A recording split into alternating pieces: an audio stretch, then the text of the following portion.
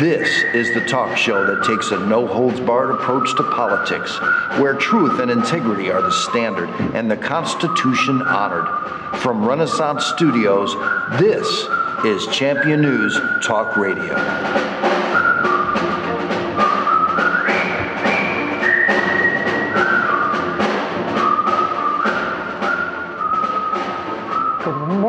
Welcome to this great edition of Champion News Talk Radio, brought to you by championnews.net, your choice for the conservative voice. This morning we have two very lovely ladies and special guests with us, Diane Shapiro and Lori Yokoyama. And Jack, good morning. How are you today? Just fine. Surrounded by pulchritude. Pulchritude. Now that's not a new political offense. Okay, what does it mean? It means beauty. Oh. Yes. Female beauty. Yes. Pulchritude means female beauty. Almost sounds like putrid. Female beauty. Yes. I don't radiate any beauty here. What's the matter? She never listened to W.C. Fields? That's where you pick up a lot of good language. I did, but I was too young to remember. Oh, that was really a good play off the point there. I do. I remember W.C. Fields. I remember his cigar. Jack, this is a very special show because we have two ladies here from Cook County that are running for Cook County positions. Diane Shapiro is running for Cook County Circuit Court Clerk. This lady right here. Yes. And wave your hand at the folks, Diane. Lori Yokoyama, and Lori is running for Cook County State's Attorney. And ladies, thank you for joining us. This is good morning. Thank you for having us today. This is kind of interesting because you're from Cook County and you're running on the Republican ticket, which is kind of interesting for Cook County because isn't that the Democrat capital of the world? It used to be. It ain't anymore.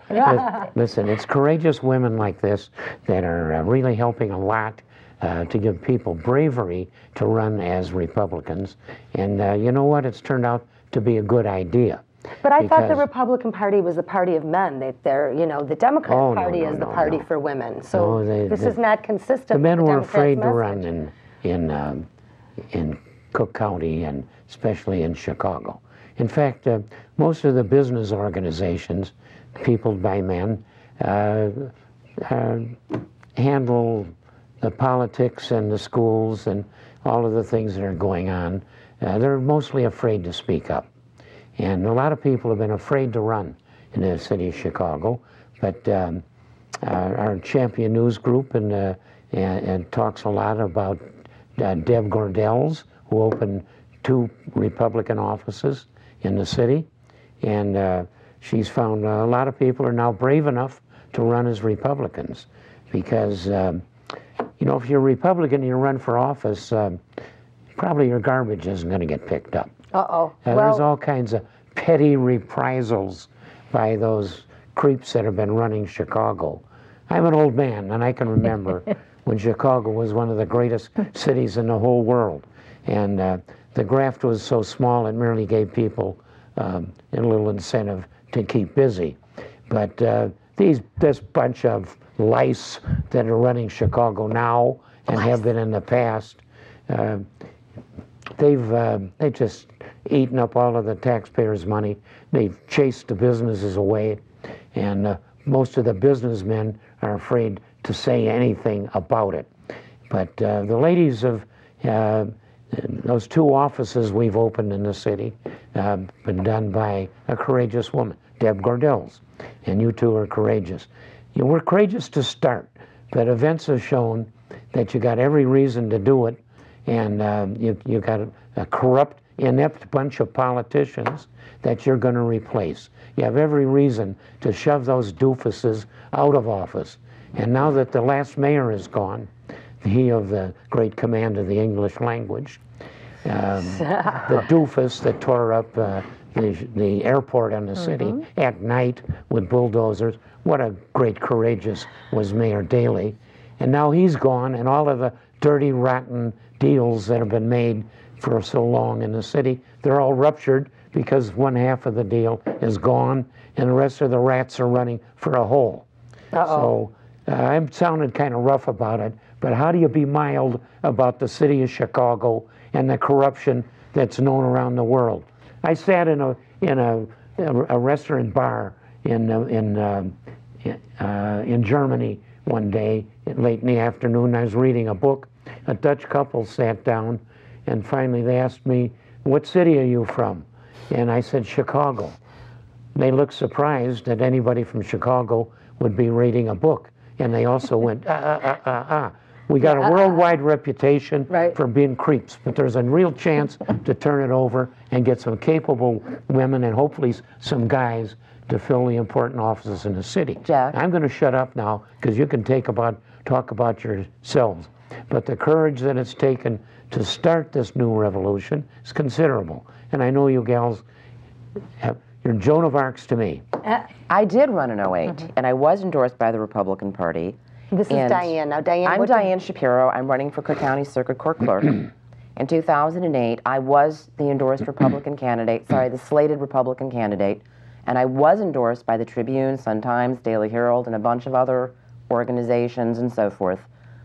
And I was the top Republican vote getter with 28% in the final analysis. I was working for the county at the time, and I actually thought that I was going to have a Shackman lawsuit. Instead, people were so proud of me, they came up to me and congratulated me for having done so well.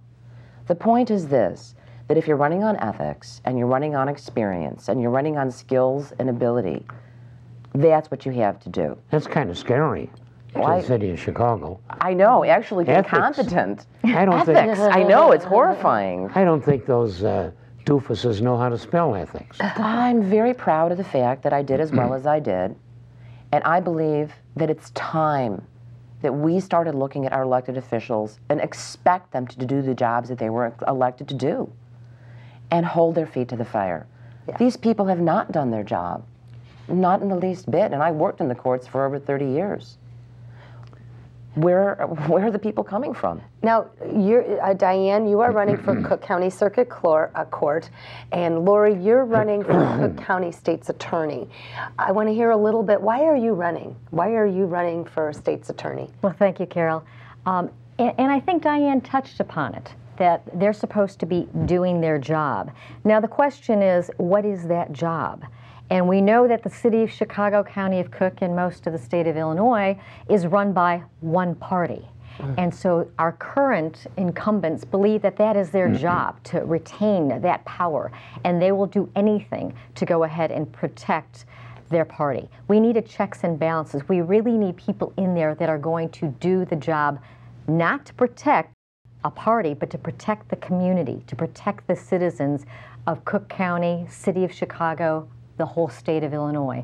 And that's what has not been happening for years and years and years. One of those officials said to a friend of mine, a relative friend, a highly placed guy, I'll leave the names and all out of it, but this highly placed Democrat official said, I can get you off any crime but murder, and that'll cost you more. Well, and that's interesting that you say that, Jack, because if you take a look at the conviction rate for murders in Cook County, it's 1 in 10. So even if the police do their job correctly, what happens is it's then turned over to the state's attorney's office and they fail to do their job. Who is your opponent, Lori? The current incumbent is Anita Alvarez. Okay. And I think the question, that's been pervasive over the last few months is, are we better off now than we were 4 years ago? We have now, the city of Chicago is known for two things, being the most corrupt city in the nation and being the murder capital of the nation. Yeah. We have more murders in the city of Chicago than we're experiencing in Afghanistan. And the strictest gun laws, which is an embarrassment. That's correct. Well, there's a correlation there. Just to give a little weight to your point, they don't, the politicians, the Democrats in Chicago don't want you to have a gun. I guess they're afraid you might hurt one of their friends that's out doing a heist.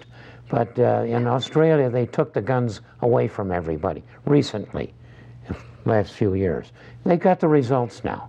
Murder rates are way up, and burglaries are way up. Exactly. And just as happened in England, when they took guns away from the people, the robberies where the people are home increase a great deal because they're no longer afraid that the owners will be there with a gun. You need a gun to protect your castle. You know what, I gotta say, my son, who is 15 years old, said to me, there is a town, and it's their law, it's their town law that everybody in the town has to have a gun. Do you know what the crime rate in that town is? Nothing. Zippo. Zippo. I said, profound from a 15-year-old, and I'm surprised and shocked that they actually taught this fact in a public school. So there is some good news here. But we've got you two ladies here, and I want to hear more about your I can tell you that I campaigns. have 45 good reasons why nobody should come in my home at night without a permit. Well, how about this? How about if we propose this to our politicians? You do away with your right to carry.